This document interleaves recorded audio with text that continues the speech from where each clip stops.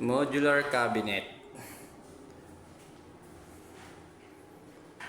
Naka-bamboo PVC.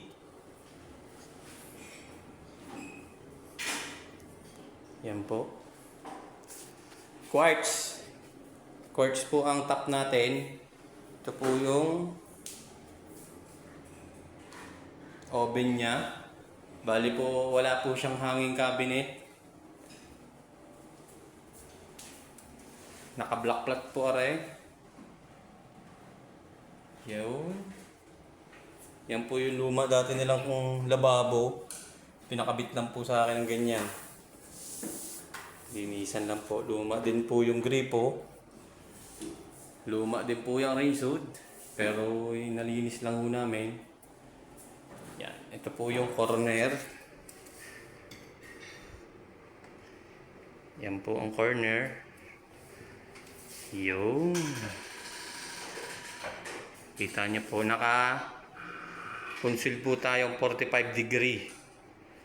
Yan. Yan po ang itsura niya pag nakabuka. Makukuha po ninyo yung nasa loob. Maluwang. Pwede ko tayong pumasok sa loob. Yan, naka 45 degree po. Hydraulic na rin po siya.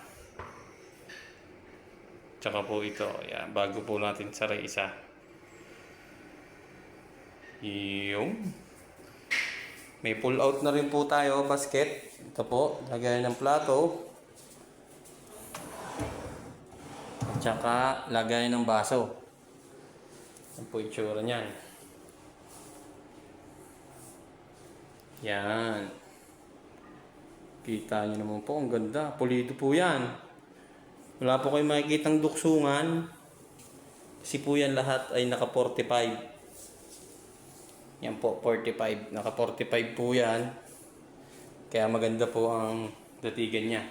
Wala rin po kayong makikitang duksungan. Yan, wala po kayong makikita dyan sa kahabaang yan. Pagdating po dito, wala din po. Yan. Dito rin po, babali po yung 45. Ganyan po yan. Yan. Kaya ang gusto po ng client ay bamboo PVC. White. Ano niya po, naka-tiles po lahat ng wall. Na 60 by 60 na gray. Yan, ganyan po yung itsura niya. Yan po, medyo nagbe-blur po sa aking cellphone eh. Yun, no? Yan. Tapos po, ito. Ang ganda po ng ano nila, oh. Yan, oh. Tapos po, ito. Palagay din po sila dito ng coffee table. Dito po lagay nila ng kape. Mga coffee maker. Yan. May shelves din po sa loob. Yun. Hydro na rin po.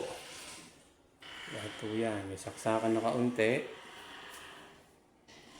Ayun po yung pinakakusina. Bale, ayan po yung salas nila. Makalat pa ho. Ayan. Pero itong kitchen nila, ayos na ho. Ang ganda ho ng pagkakayari ngayon. Ayan o. Ayan. Lahat po yan ay naka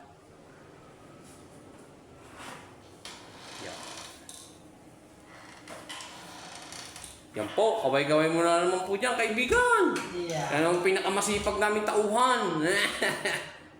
Ay, time skipper. Pagka tawagin nyo lang po yan.